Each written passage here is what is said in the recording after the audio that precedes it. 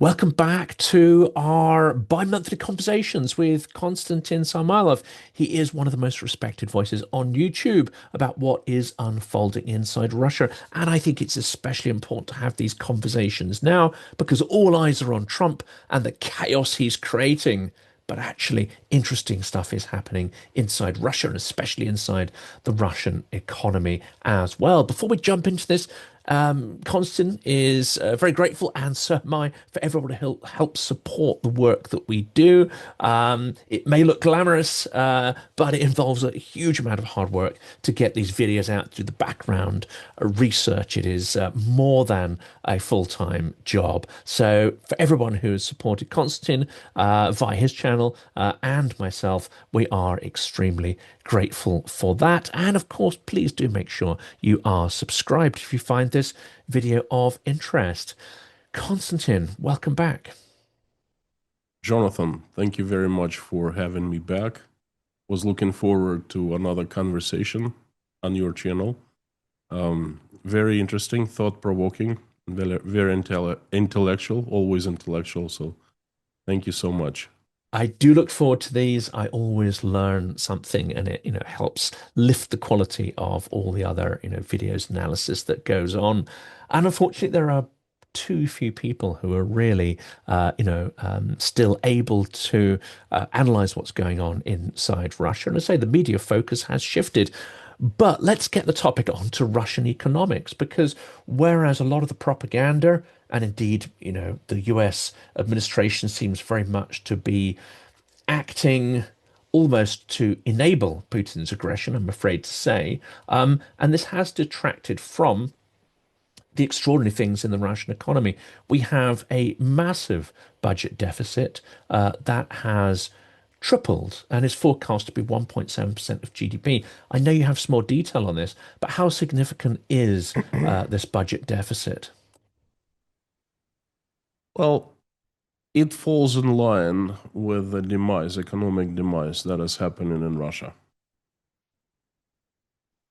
Budget deficit is the macroeconomic indicator of basically the amount, the how country is doing economically in general.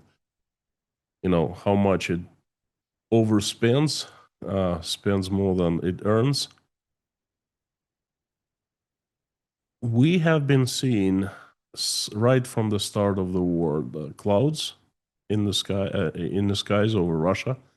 I call them economic clouds. They quickly turned into a perfect storm, and it's been above Russia, spinning. It's not going anywhere. It's been intensifying, and it's spinning pretty madly now. The budget deficit shows us that Russia spends so much more to support the war and earns so much less from the bread makers, oil and gas revenues. And there's a big problem because in Russia, there's very little of private sector. It's mostly public sector. And this has been the trend for destroying, the state has been destroying private sector and public sector has been growing, okay? Public sector is basically the state employs people and pays for everything from federal budget. And that is the perfect way to control people, to pay them. The budget deficit means that the state has less and less money for everything, including to paying people, for paying people. And it's a big problem that Russia is facing right now. Understand the budget deficit right now is not final for this year. Okay, it's going to grow much, much bigger by the end of the year, by December. And of course, this also has an impact on the sovereign wealth fund, because if this deficit needs to be maintained in order to keep Putin's war ambitions on track, then surely they're going to have to dig deeper into the sovereign wealth fund, which I think last time we spoke, we projected would be depleting either towards the end of the year or next year. Is that still on track or is that potentially accelerating? Jonathan, pardon me. What national welfare fund do you The mean? sovereign Is wealth, there one? is there one? I Yeah, mean, yeah. they had a No, huge no, cache of no. They money had before the war began, but they've no been more. depleting that. No more. They have less money there than the current federal budget deficit. I think they have 3.2 left at this point, and it's in gold and Chinese yuan. Yuans and Chinese yuans are devaluing fast, and you cannot sell gold to finance your expenses quickly. It's not a liquid asset any longer because Russia is under sanctions. So I would say that there's no, I mean, it's there on paper, but it's kind of dry. So we're nearing to the point where we can just put full stop on that and not talk about it any longer. That's it. And of course, there's a big chunk of money that is sitting in Euroclear in Belgium and a few other jurisdictions as well. The sort of so-called 300 billion in central bank assets. It would, of course, be an absolute disaster if Europe allowed those funds to seed back to Russia. I'm very much sort of hoping and obviously agitating for that not to happen. But even that, I wonder, how long that would last, even if Putin did get his hands on that. That would last for another 2 to 3 years. Okay, Russian economy would Russian Russia as a state would get a huge boost and would be enough for 2 years to maintain this mask of stability that everything is going according to the plan. I don't think that the Europeans will release the funds, and if they do, pretty much everything we have talked about for the past 3 years, we can nullify that and start talking differently because everything would change. That would indeed be very unfortunate. But there's also tensions, I think, in the Russian economy. We have to bring up the topic of potatoes here because it seems the Borscht index has surged 87% so far this year. So that is the basket of ingredients you require to make borscht. So we've got huge inflation in basic, stable products. But also, it's been said that there is a potato shortage, not just that the prices are going through the roof, but actually the physical product is difficult at this point to source in the required volumes.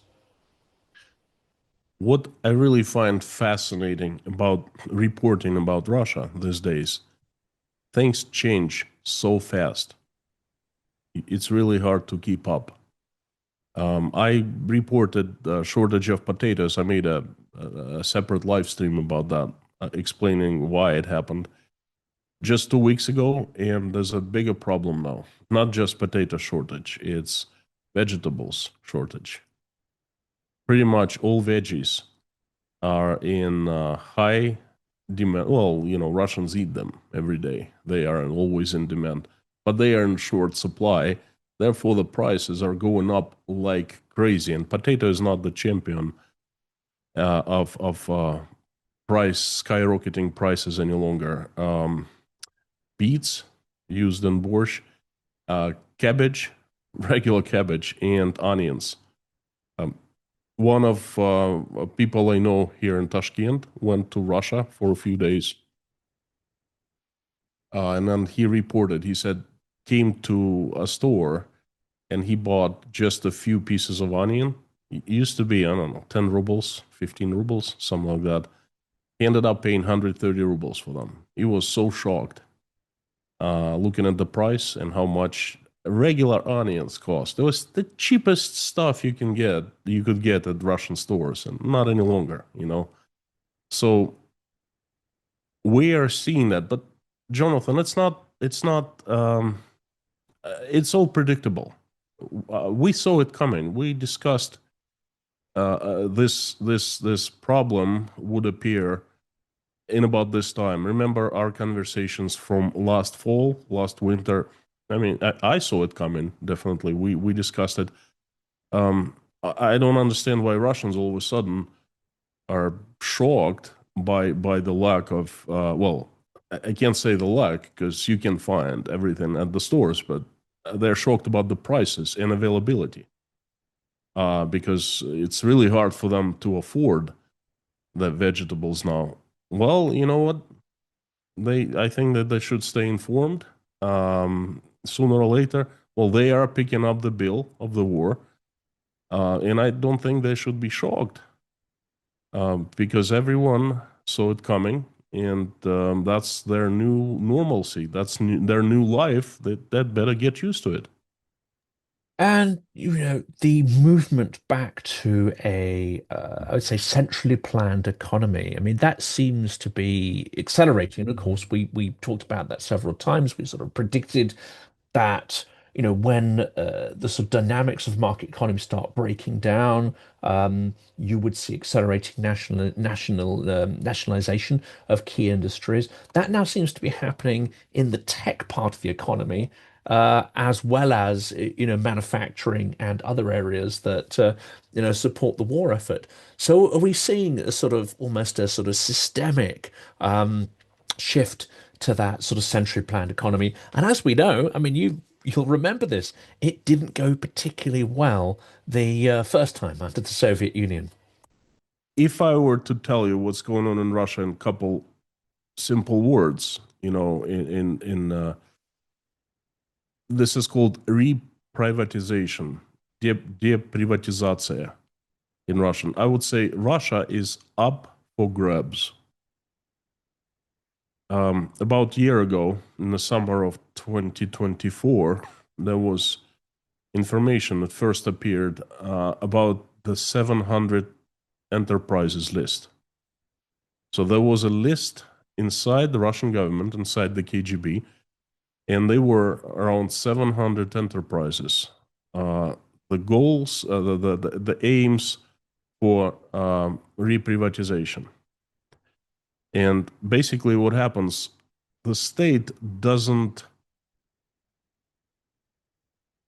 take back and manages enterprises. Only the war factories or enterprises that produce necessary materials or components that are used in the military industrial complex companies. Okay, that falls under state control. But everything else is taken by the state and given to somebody else.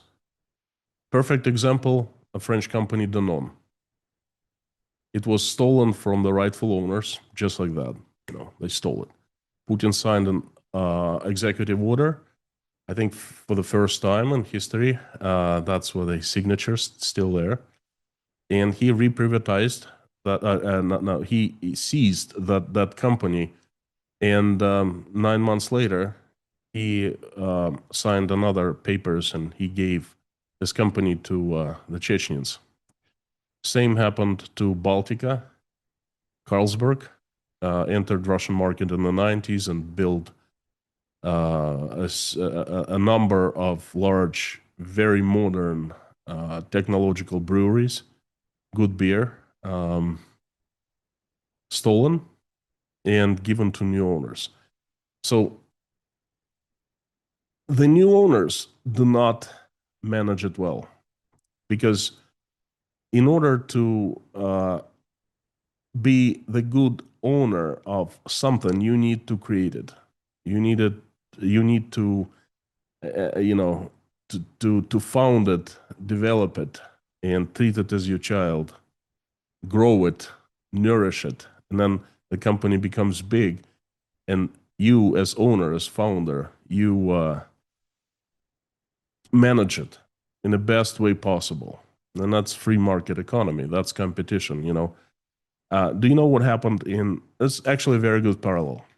Back in the 90s, the USSR falls apart, and no one knows what to do. And the new economists, reformers come out and say, you know what, we need to privatize everything. We need to create a class of asset owners in Russia, because that is the guarantee that the country will be developing. Okay. And they did. They gave everyone a voucher, and people could use voucher to buy shares of a company.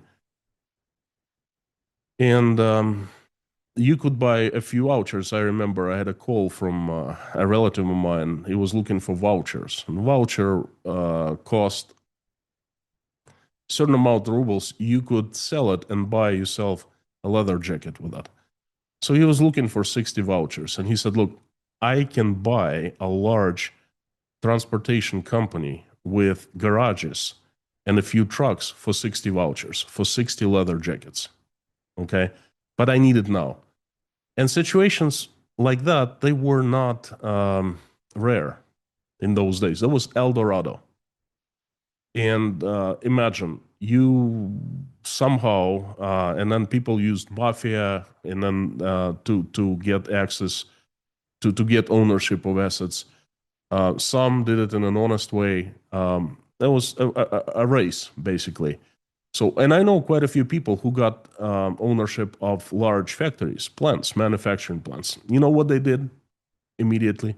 And everyone was doing that. I think you've heard. You lived in Russia. There was at every factory had, first of all, had a large metal reserve, because in the USSR, in case of war, each factory needed to have a certain amount of metal somewhere unused, somewhere in the reserves, so it could start using that metal and make weapons, whatever that factory was geared for, right? For example, the tractor manufacturing plant would start manufacturing tanks immediately. And it had all the reserves for the first batch of tanks, and it was untouchable reserve. Okay, so but you're the new owner. You get hold of the plant, you control it, you own it, you can do anything you want with it. First thing you do, you take that metal and sell it. And second thing you do, you start cutting all your machines into pieces and selling it as scrap metal. Chernomorski, Odesky Chernomorski float was disappeared in just 9 months. It basically all the number 2 fleet in Europe, when the USSR broke down, in 9 months, all the ships were cut into pieces and sold as scrap metals all over the world. Okay. And it happened in Ukraine, but the situation was absolutely the same all over the former USSR. And imagine that you get yourself a plant, you can produce so much with it. If you plan for the future, if you plan to develop your business, you know, you can make, I don't know, tens, hundreds, millions of dollars in the course of 20 years. But no one thought about that. All they did, they got whatever they could right then. They were destroying the plants, selling everything as scrap metal, selling the land, because they easy come, easy go. They got it easily, and they cashed out. They got probably a few $1 million, moved away from Russia, moved to America, to the UK, to France, and they've been living there happily ever after. Okay, that's what happened to most of the plants in Russia in 90s. And this, we start seeing it happening now, because this is a similar, very similar process of changing owners of companies. It's not the state gets hold of the company and manage it. The state takes the company and transfer it to new owners who are connected with someone on the top, And those, first thing they do, well, what can we sell to cash in right now? And take the money to Dubai and, buy ourselves nice investment properties, or move to Nice, or, Côte d'Azur somewhere. And this is what's happening. And this is beginning of this process.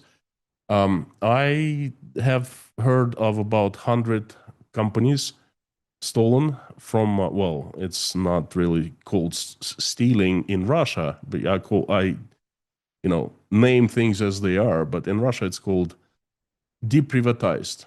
So about 100 companies have been deprivatized, and many more to go. I think most of large successful companies who are in black, who are making money, they're going to be deprivatized rather sooner than later. And what's going to happen? They're not going to produce. They will be used to siphon money, and that's it. Because, well, we've seen it happen before in the 90s, and the same thing will happen soon.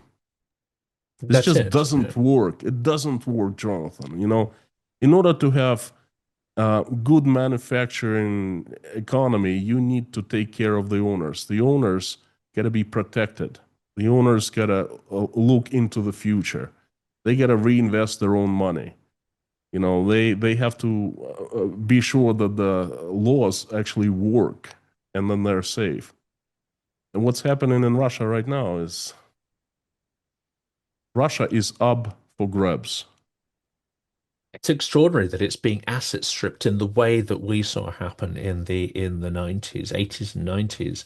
Um, and the irony here is you've got not only the aggression, we'll obviously come on to the aggression in a minute because it seems that is escalating from the Russian side.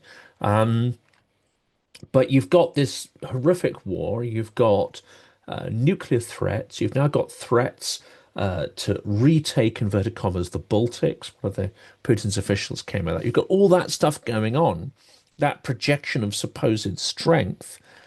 Whereas behind the scenes, what you've got in the Russian economy is a crumbling wreck with people inside that system. The image you create here is of like bulldogs fighting in a sack over the remaining resources. It's a terrifying image, isn't it? And yet the media focuses on the aggression, the sort of supposed strength that underlines that aggression, and fundamentally isn't paying much attention to these systemic problems behind the Potemkin facade. Jonathan, it's actually working as it's supposed to work, this system. Okay, I think it can be explained perfectly well. I think in the last conversation that we had, we talked about, well, I suggested that Putin on the V-Day parade on May 9th would declare victory in the war with Ukraine. And he did, by staging this incredible parade, and most importantly, by so many leaders of different countries in the world coming and visiting him, shaking his hand. 27 countries, and big ones too, important ones too, Europeans ones too, sent their leaders to actually congratulate Putin, talk to him, mingle with him, drink, eat with him, smile with him, shake hands with him. Victory. And Russian propaganda made sure that everyone saw that inside and outside Russia. And immediately after, Putin, moved the American president away and started making attempts to talk to Ukraine directly. At least that's what they made it appear like. So he pretended to be the peacemaker. Donald Trump was out of the picture, as we remember, and Putin, the peacemaker, Putin, the merciful. And of course, the conditions that Putin provided were absolutely unacceptable.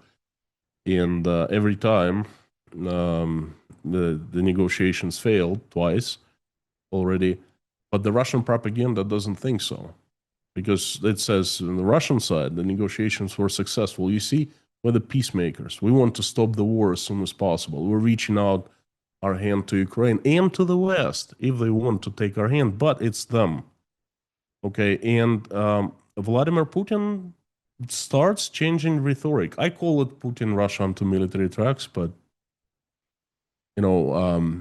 it's really about taking tightening control over Russia. That's what it is. If Russia is on military tracks, then the freedoms of people, they don't matter anymore, because there's a higher purpose, bigger goal. Okay. And this is what we're start seeing. Of course, they're not going to be talking about the economy crumbling and the problems. They've switched. The propaganda has switched narratives. Economy was the talk before the V-Day event, okay, the V-Day parade. Now they're talking about military dangers. Now they're talking about how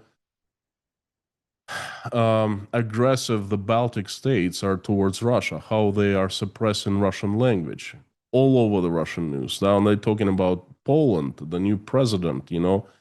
Now they're talking about Musk and Donald Trump fallout. They're talking about how the West is imploding, you know, the United States, the riots in California soon to be spread all over the United States and all of that. That's what they concentrate. And Russia is the island of stability for them in this crazy world. But that stability comes at cost. And that cost is, of course, economic. You know, Russians are to tighten their waist belts, right? But it's not Putin's fault. It's not the government's fault. They're forced to do that because look what's going on around. Look, they're all militaristic, aggressive towards us, and at the same time, they have big problems inside their own problems inside them. That just proves that we're right. We're the light. We're the values, the Christian values, the Russian world, and no.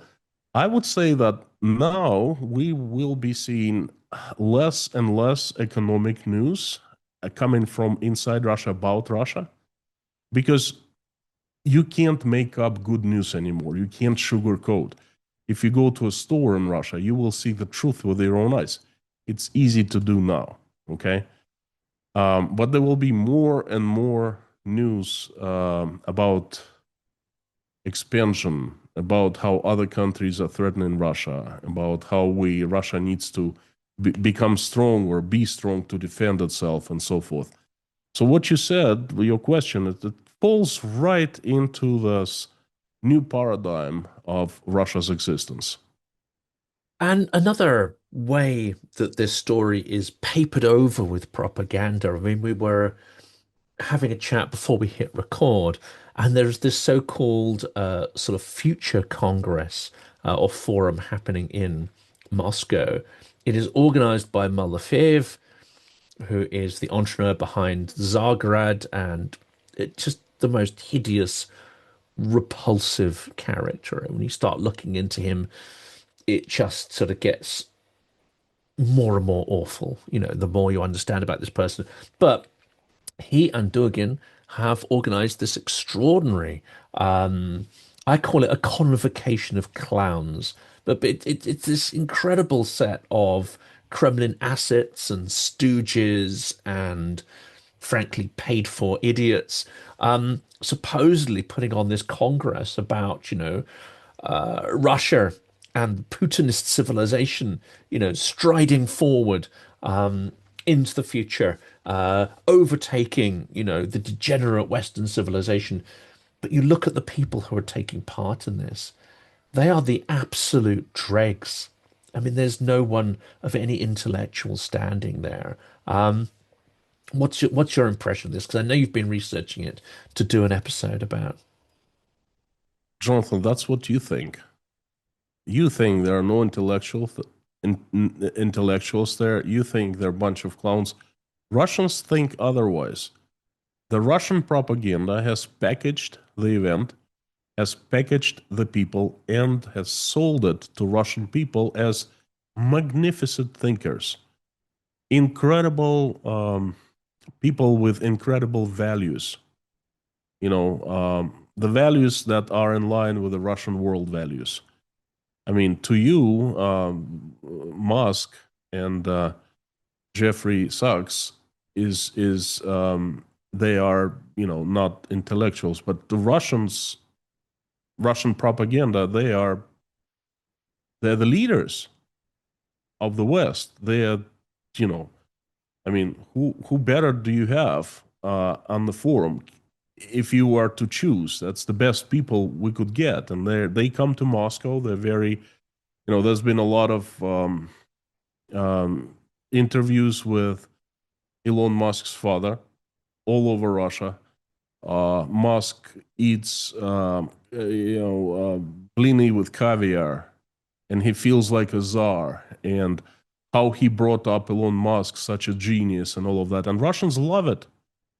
They have eaten these pieces of propaganda nicely. And to the rest of the world, people don't think much about, they don't give many thoughts about what's going on, what kind of event is that.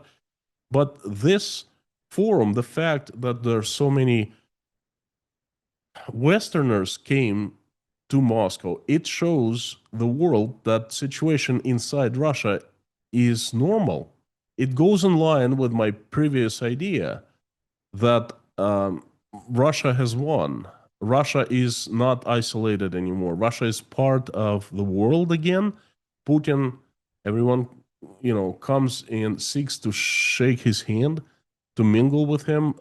Events, large scale events are organized, and foreigners come to these events. And it's the biggest idea that they're selling here is in Moscow, now it's business as usual. Everything is normal. Okay. And they're succeeding. That's Russian propaganda is brilliant at that. The best minds you can find, not the best hearts, I would say, but the best minds, brilliant minds, differently. And they're succeeding. They are selling this idea that Russia is back with a bang. And objectively, it does represent an extraordinary civilizational decline because if you have to pay for such characters to be your spokespeople, if a civilization is reliant on these people who are either well past their prime or who never had a prime at all, I mean, that represents the opposite of innovation, doesn't it? I mean, you cannot have free enterprise, you cannot have high-tech industries, you cannot have a free exchange of ideas and true creativity if you're reliant on absolute intellectual dregs and they're all being paid to come there as well. These people are doing it willingly. I'm sure they've all been paid handsomely to sell their souls. You are speaking as an intellectual, an educated person with high IQ. You're using common sense and logic. And unfortunately, from what I see, from what I have seen in the last few Very years, unfashionable these days, isn't it, Konstantin? yes, yes, I belong to a different century, I think. yes, and then the majority they don't go as deep.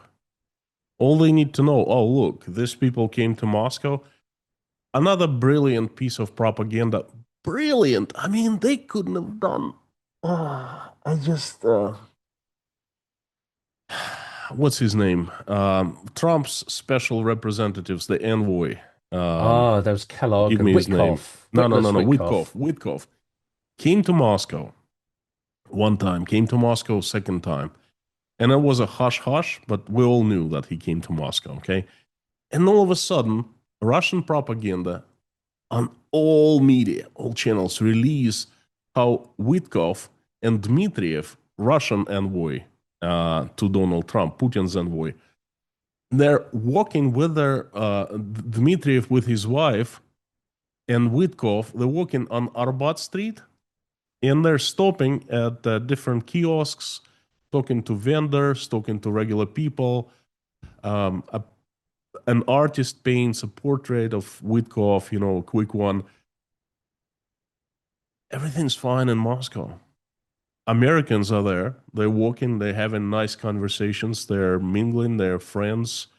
Not just Americans, but at the highest level. Okay. And it turned out that Witkov was using KGB interpreter that he didn't know about, but I don't know how he can do that actually, but you have to be incredibly smart for that, right? But Yeah, they I mean, he sold has no this. background or context. I mean, he's never lived in Russia. And this is what I find extraordinary. And you get people like this in the Baltics as well. They will be ethnic Russians and they may well be brought up in two cultures, but they've never actually lived in Moscow. Their idea of what Russia is entirely built from propaganda. It's entirely built from consumption of propaganda media, or if you're in the diaspora, it's from, anecdotal stories from family or whatever. But unless you've actually lived inside it, as you and I have, it's quite difficult to develop the level of cynicism that's required in order to, interpret and Mhm. deconstruct that sort of propagandistic environment. So that episode was absolutely brilliant. You're absolutely right. You're right. He has no idea what Russia is about and who he was facing. Okay, but the propaganda used it brilliantly. Just unbelievable. Very professional piece of work. Again, incredible minds, questionable hearts. That's one of the reasons, I did this interview. And again, we talked about this before we hit record. It's one of the reasons I did the interview with Alexander Nevzorov, who is not that well known, who is not really known at all amongst the sort of Anglophile community, the English language community. But almost every person who grew up at the tail end of the Soviet Union or after then, during Perestroika, and is a Russian speaker, and that includes in Ukraine as well. Everyone immediately knows exactly who that is. But I wanted to have a conversation with someone who could describe that propagandistic effect, and how it's used for imperialistic means and objectives, and who's actually on the inside, who actually helped build that propagandistic narrative, who helped evolve the Soviet era propaganda techniques and brought them into the modern digital world. Nevzorov was right there, along with Surkov and a small handful of others. He helped to architect that system and develop these so-called values of the Russian world. And then he turned against it. And I thought that was really important to sort of bring that voice and insight to the audience. I watched your interview with Nevzorov. That's the guy who I actually watched when I was a 12-year-old kid. He had an incredibly popular program in Soviet Union called 600 Seconds. And I think what you did with him was a brilliant explanation of Nevzorov's point of view. I enjoyed watching the conversation. Let's turn to, well, we've almost sort of finished with the economic topic there. We started talking about systemic banking crisis. It does seem that that is getting worse. The central bank has cut the key interest rate as the economy is slowing. Car sales are plunging, for instance. It's been reported 27.5% year on year. Tax receipts are getting lower and lower as we go into this economic spiral. And critically, it also seems the amount of defaults on bank debt, certainly private bank debt, is starting to spiral as well. Have you seen sort of any reliable figures around this? I have. I monitor the situation closely, and I think that the first industry that is going to crash, and I mean crash with big bada boom, that's going to be banking. Right now, large banks such as WTB, well, WTB is the largest bank having a big problem with liquidity, and the state is helping. The central bank is helping. We've talked about it before. Sberbank, Sber just released data that, don't quote me on that, either 16 or 19% of all loans outstanding are in default right now. And we're talking about mortgages, car loans, personal loans, corporate loans, everything. That loan portfolio, I think it's either 19 or 16%. I did a video on that yesterday, but I don't remember the number. It's one of those, and that's crisis. That shows you so much. If you're an economist and you look at these numbers, you can paint a picture of what's happening in the country. A lot of people cannot afford paying the banks back. And then the number is increasing. If we see the dynamics of defaults, we're seeing the increase every month. Now it's the record high. I call it the economic anti-record. Sberbank can afford to have this high rate of bankruptcies, the defaults.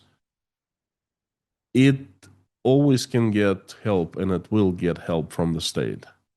But I think that the situation is very similar for the commercial banks, large and small. And when they start closing their doors, state is not going to step in and help them out. There has been discussion for quite some time in Russia, and the central bank's position on this threat is this one: the banks should choose their borrowers better, and the banks in the previous years have made so much profit that they should take a part of this profit and make it reserve for the rainy days that are coming, you know. And of course, that's not going to happen. Every normal, common sense banker takes the profits, you know, takes the, you know, pays tax on the profit and gets the money out of Russia as soon as possible. Okay. No one's going to keep the profits and reserves. So I'm waiting for the first banks, you know, started falling down, and that's going to be a domino effect. Big trouble. Russians under so much pressure, economic pressure, regular people, companies closing doors. Another number for you, minus 19%. That's how Russian Revenue Service collected, how much Russian Revenue Service collected taxes in quarter one compared to of 2025 compared to quarter one of 2024, 19% less.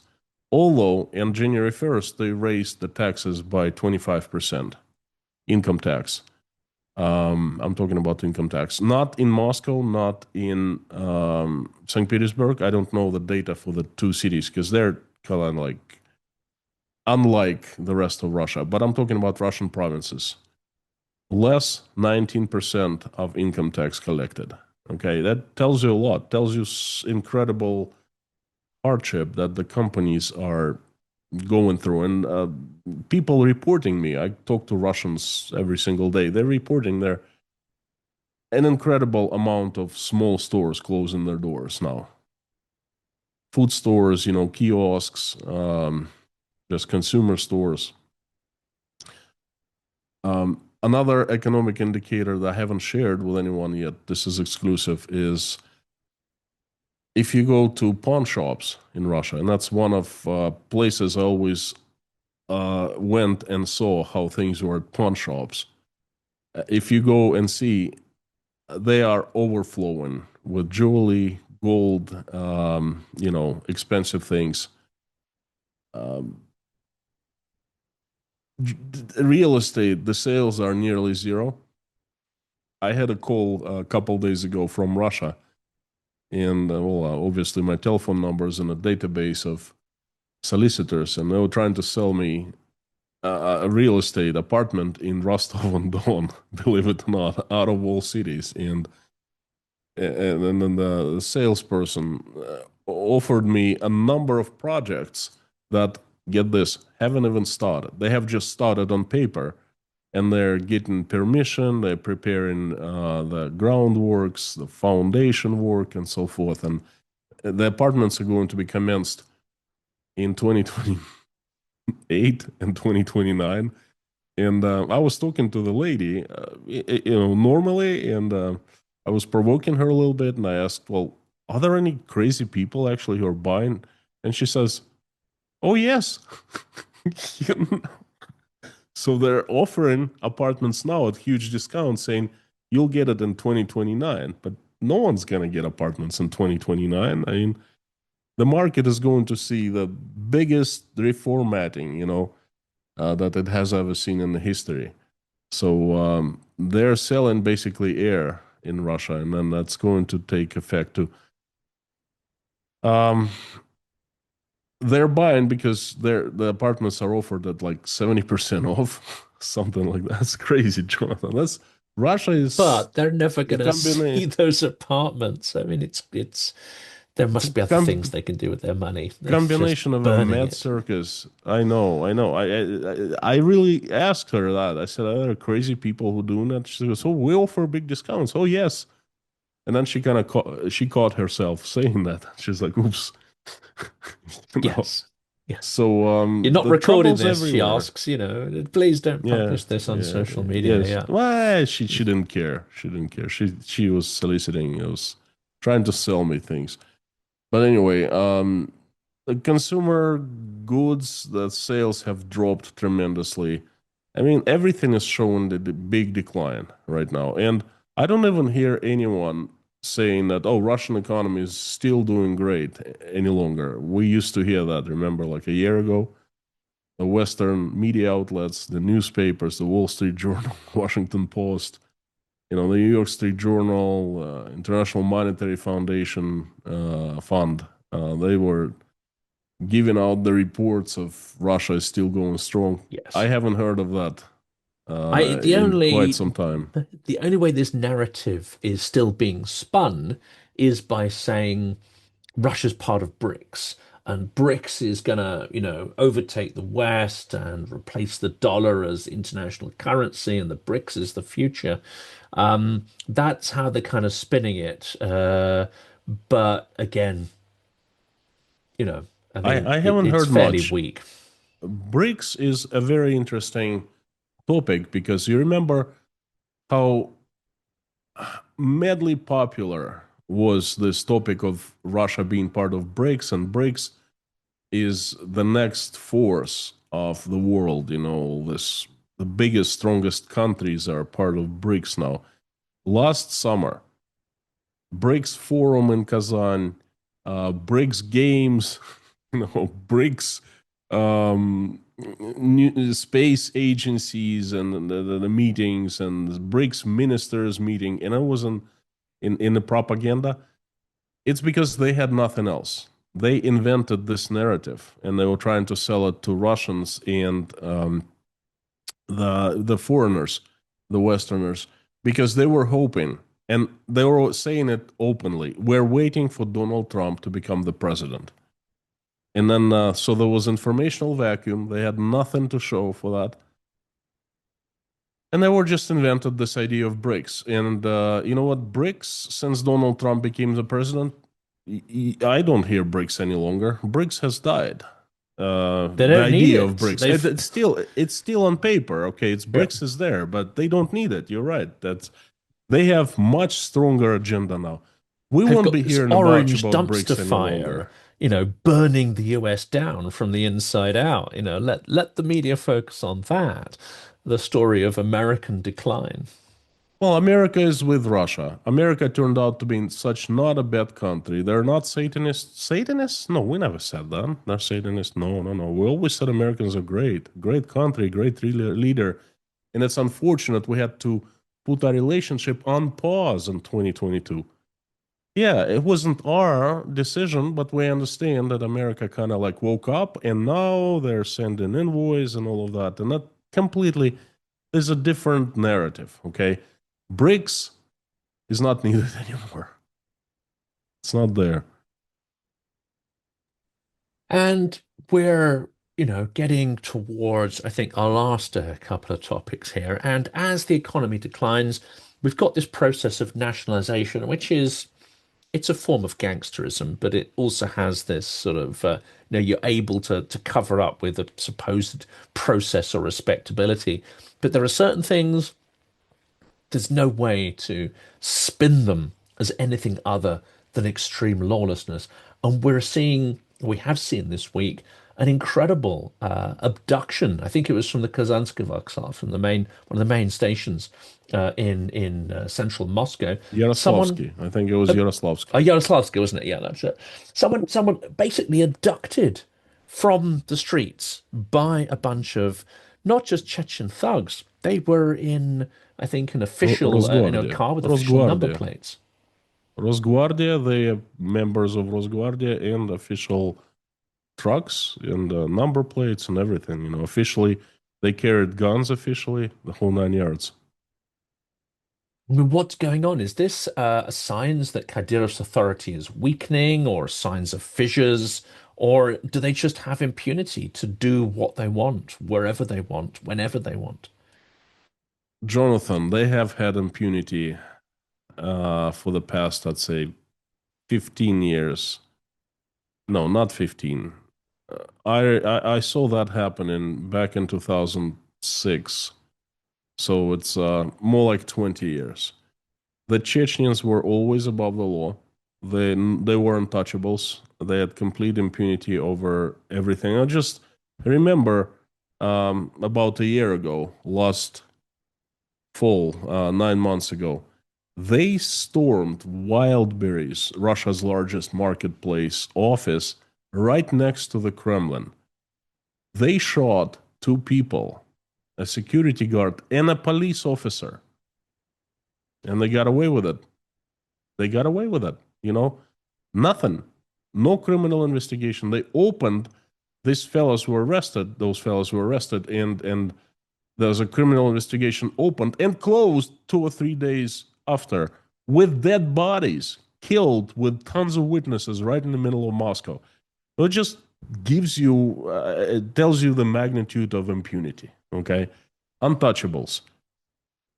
Terrifying. What's always every time I saw Chechens in Moscow, I lived in Moscow for 20 years. I crossed the street, and would walk on the other side of the street, because that's I was always rather be safe than sorry. Okay. That's it. I remember, I mean, one thing that really struck out, and this isn't sort of not all Chechens are gangsters, not all Chechens are involved in illicit business. So this isn't a sort of a blanket sort of racist statement here, but I remember one extraordinary story for the 90s, and it was two rival gangs from either Chechnya or Central Asia. I think one was from one and one was from the other, and they were fighting over a undertaking business. There's a profitable business for coffins and whatever. And they had a mass shootout in a graveyard, fighting over just the irony of that. The fact that we're creating new corpses while fighting over a funeral business. That just sort of struck me. And I think that's the kind of lawlessness that we're seeing sort of breaking out intermittently now as well. It's much worse, much worse, much scarier, because back then, when you saw that, that was just gangsters going after each other. But later it became, I remember I was in a nightclub and there was a fight, a fist fight, a pretty bad one. No shooting, thank goodness. And then some guy was arrested, a cop car, and then all of a sudden a Chechen guy shows up with a gun plated with gold, like a golden gun, right under his belt, visible to everyone. And the cops are there, and they get they get excited about that. They get into a guard mode. He shows them a paper that he's a FSB officer.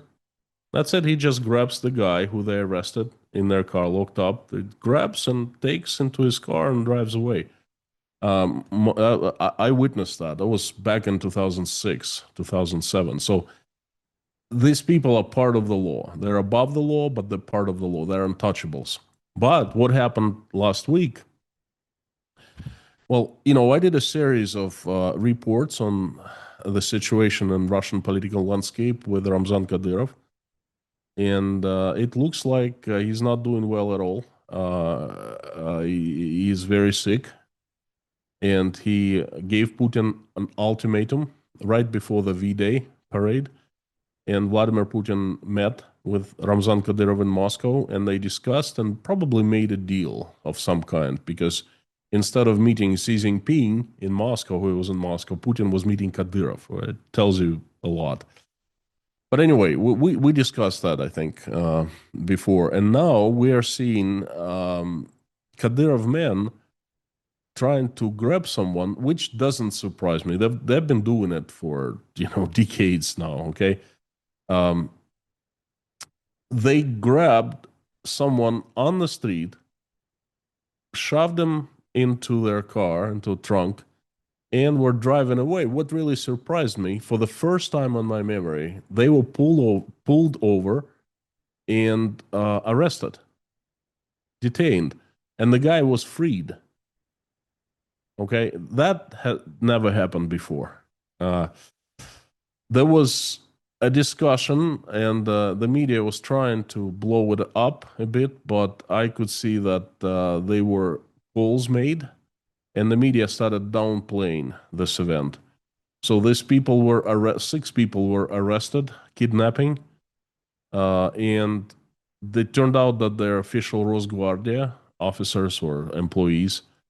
And after a couple days, they were released under house arrest, something like that. And of course, the first thing they got released, the first thing they did, they jumped into their cars and drove to Chechnya. Now they're in Chechnya. And it's unconfirmed, but I have heard rumors that the criminal investigation has been closed. But the fact that despite the impunity the Chechens have enjoyed, the cops arrested them, it tells volumes about Kadyrov losing influence. Okay, it's happened once. I think it will happen in the future, and it's basically a great indicator of reshaping of Siloviki landscape in Russia on the very top. Well, this is the last area we're going to focus on, and I think it's appropriate to focus on Ukraine before we sort of sign off. Um, and I think this is something I'm trying to explain to audiences here because again, there's so much bad positioning in the media. There is so much, I would say, false hope and normalization, even amongst certain sort of analysts and maybe even some people who are advising politicians. It seems to me that the US is not only no longer providing resistance to any kind of Russian aggression or any kind of barrier to it, but the US is actually becoming an enabler of it. Um, we've seen the US just refuse to sell sort of air defense systems to Ukraine. We've seen them withdraw 20,000 missile components that were going to be used in the kind of POVR. So the US, to my view, is actively siding or enabling Russian aggression. It seems to me as well that Putin does not take Europe and its threats seriously because he hears the words, he doesn't see the actions. And what we're now seeing, I think, is a serious escalation from Russia's side on the attacks on civilians using what seems to be a scaled up manufacturing capability around drones. From everything you know about Putin's mindset, do you think he is going to continue to escalate the brutality and the indiscriminate aggression that we're seeing simply because no one apart from Ukraine is doing anything to really seriously stop him? Well, first of all, unfortunately, I agree with you on the US actions, recent actions. And the latest news I heard from yesterday is that the American agency, I think it's Office of Financial Control, that is responsible for enabling and enforcing the sanctions against Russia, they have stopped all actions against Russian oligarchs. So another proof of what you said is that right now this Lindsey Graham, who visited Ukraine and made his famous speech in Ukraine, that we can push Russia economically. Now they have prepared a new sanctions bill or package in the Senate, and the White House is acting on behalf of Russia, trying to downgrade this bill, There's an active negotiations going on. I learned it from the American media. Okay, so that's not fake news. We will see the outcome, whether the bill will be signed, well, created, not the bill, but the package will be in the form that Lindsey Graham and his colleagues prepared, or they going to, um, you know, they going to bow to the administration and change it, make it lighter in favor of Russia. We'll see about that. But unfortunately, we're seeing it happening. And I don't think that Putin has much more to escalate with now at this point, because I don't know much of what is happening in the front lines. I don't, I'm not, first of all, I'm not expert. I'm not, I don't know anything about military. And I don't have any information sources in the front lines. I'm as far as from the war as it can possibly be. Okay. But from what I understand is happening in Russia, incredibly high level of corruption, um, theft left and right. Okay. Um, Russian economy is falling apart. I know that for sure. Russian tax offices are in emergency mode now, trying to siphon every single ruble they can, blackmailing businesses, other things. It shows me that Putin at this point doesn't have much to escalate with. Now, if Russia is placed on the military tracks and stays there for, let's say, 3 to 5 years, then Russia will have something to escalate with. They will build more factories. They will certainly stockpile on weapons, tanks. They will somehow restore order, or at least some kind of system for mobilization of Russian men. They will mobilize more. They will train them properly, unlike it was done back in 2022 when they just were throwing basically people from the offices to the front lines, and then they will be getting back in coffins in just a matter of days. No, that's going to change. I remember one of the Russian Soviet generals was describing his experience in World War II. He said that when the Germans attacked the USSR, USSR was not prepared. No one was prepared. Army was not prepared. People, country, the leadership, complete shock. And there was chaos for the first year and a half or so. But then by 1944, everyone got experience. The army pulled itself together. People who were thrown, the green novices were thrown to the front lines. The ones who survived, they became seasoned soldiers and officers. Okay, they learned how to fight, and the industry started producing more planes, more tanks, better cannons. So everything, was put in production.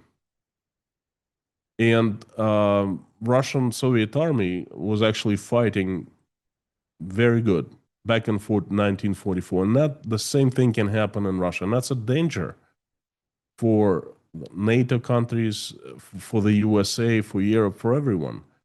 Because if Russia becomes strong, sustainable, then hey, that's trouble. And I won't ask you how this ends. I don't think any of us really know exactly where this is going, and there's absolutely no way to predict it.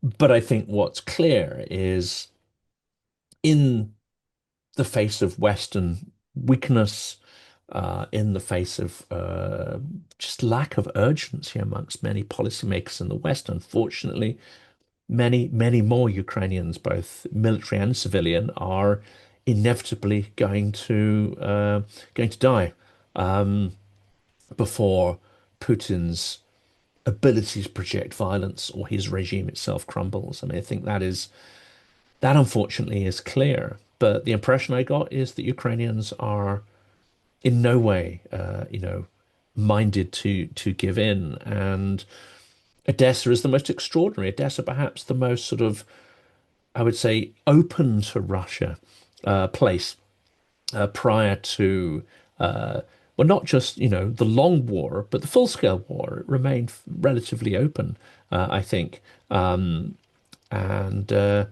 But that's changed now. And I think even Odessa, you get the impression of people who are absolutely hardened to resist and live, and in no way will they agree to fall under, sort of Russian world control. It's a terrible kind of sort of stoical strength that I got the impression of there.